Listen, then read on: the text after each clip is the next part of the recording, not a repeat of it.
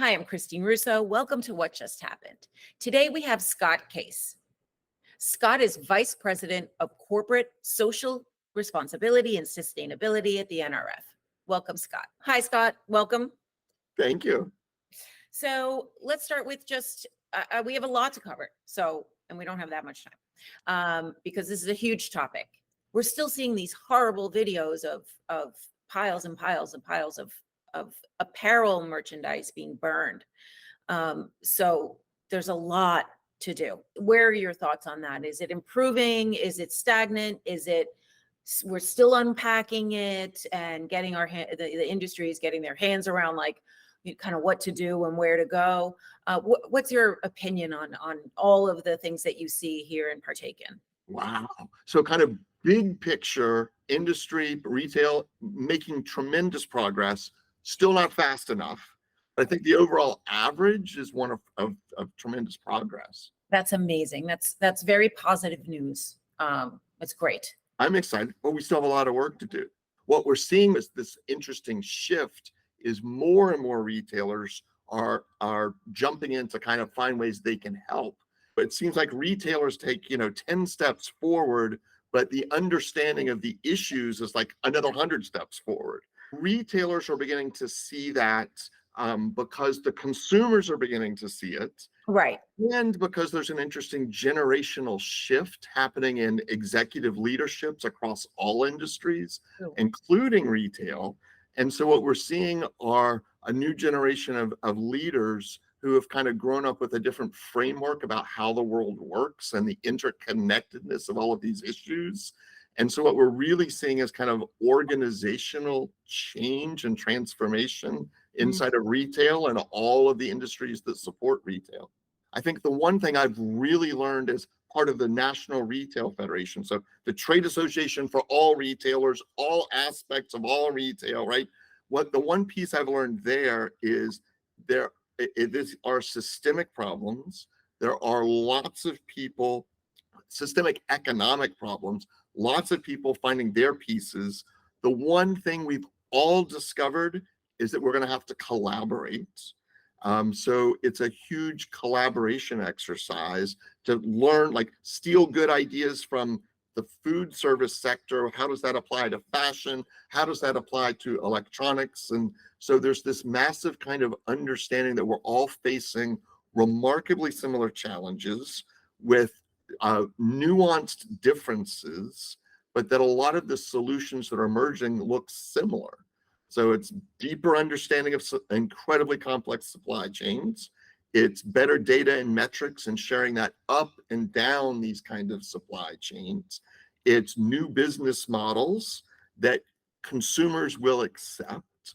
And so it's kind of, you basically are juggling 1,000 balls at once, knowing that some are going to drop, but knowing there's thousands of other people also trying to help you juggle those balls. Right. What I can see, the different challenges in sustainability, and again, it becomes like a game of whack-a-mole, is you've got a lot of pushback, a lot of issues on packaging, obviously. So that's a whole issue to deal with. Then there's resources, water and petroleum. So there's a whole school there. Then there's oversupply, which is really the poster child of sustainability, but it's really not the only thing, as I'm kind of laying out for you, but right. The oversupply. And then there's materiality, microplastics, and et cetera. And there's more. You left out at least 60 others just in the fashion space. So that's the point, right? So you have upwards of 70 different challenges. So, it's like a Marvel movie. You're fighting an entire galaxy of bad guys.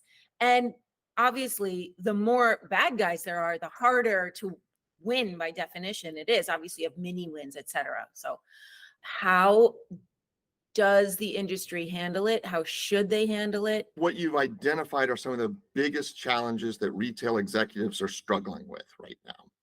Even in just the fashion space, some retailers are like, wow, we can influence and have the most leverage over this piece. Maybe it's the kind of materials that are used. Or maybe it's the the way workers are treated in different factories. Some will be focusing on materials, some will be focusing on recyclability, others will be focusing on circular economy, others will be focusing on, let's go all the way to the raw materials phase. And from the outsider, it looks like chaos. There's complexity theory in the retail sector, in more specifically just the fashion part of the retail sector. For sure. I was at a conference in Seattle last week that was all focused just on the circular economy. Oh, really? Yeah, there were tons of retailers there, absolutely amazing conversations. The challenge is, even among the solution providers, they're all focusing on a tiny, narrow piece of the puzzle.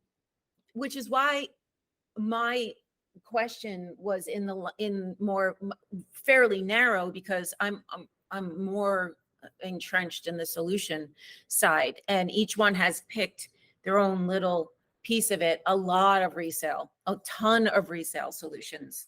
Yeah, it's funny, like when I see the vendors and they get really excited, and I get excited as well, but they get so excited because they've solved the problem. But when I look at what they're offering, they've solved a tiny piece of the problem.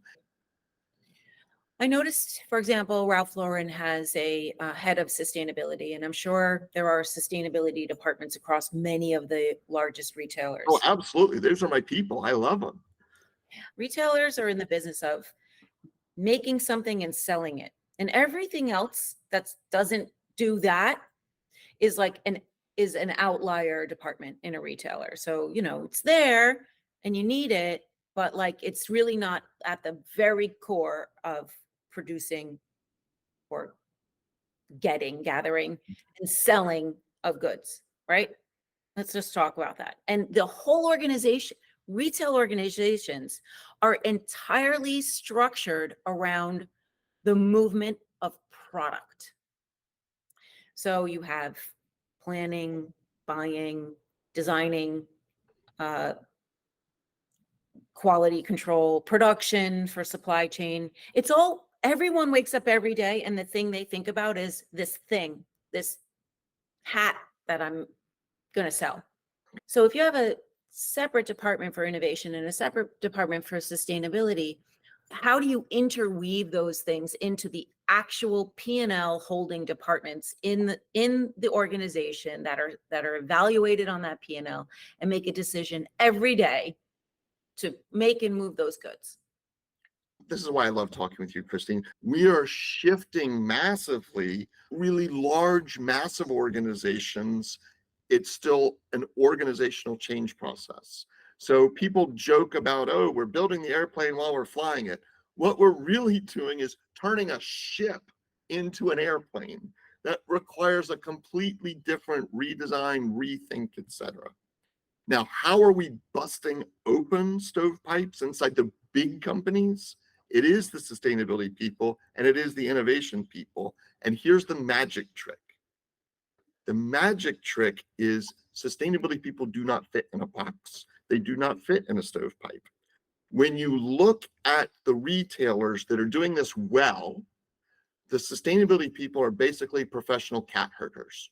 Their job is, think about it as an ecosystem. They are the butterflies, the bumblebees, they are the pollinators. They are the ones that flit through an organization and sprinkle little magic sustainability dust that says, what about this? What about this? What I learned quickly when I joined the National Retail Federation, what I learned quickly is some of my own colleagues thought sustainability fit in a box. Oh, you're the guy that's going to talk about recycling. You're the guy that's going to talk about waste. No, I don't want to talk to my sustainability peers in the retail sector. I want to help my sustainability peers in the retail sector have better conversations with the chief merchants, with the supply chain officers, with the financial executives, with the CEOs, with the board, etc. So a successful meeting is when I, as a sustainability person, gets into an NRF meeting of all the chief financial officers to talk about sustainability. Or when I'm brought into a meeting of the logistics professionals or the supply chain people or the merchants to talk about sustainability. Because I know that my peers inside of the retailers are also struggling to get the attention of those same people. And we're doing it, one, there is some changing of minds. There's changing technology, which makes all of this easier. A newer, more dynamically interconnected group of executives exists. Yeah. So it's an easy litmus test, right? You find out whether people are hierarchical thinking or whether they're systemic thinkers. And the systemic thinkers are taking over the retail sector. And systemic thinking is the key to unlocking sustainability solutions. So would you agree that the organization needs to be restructured then? Because what you're saying is what I believe also is happening in technology and innovation. Technology solutions are interdepartmental from those stovepipes. So are sustainability solutions. As is right, which is why I am, and I'm happy to hear that there's new thinking going on. But when you sit at your desk and do your work and you have that P&L and you build your team,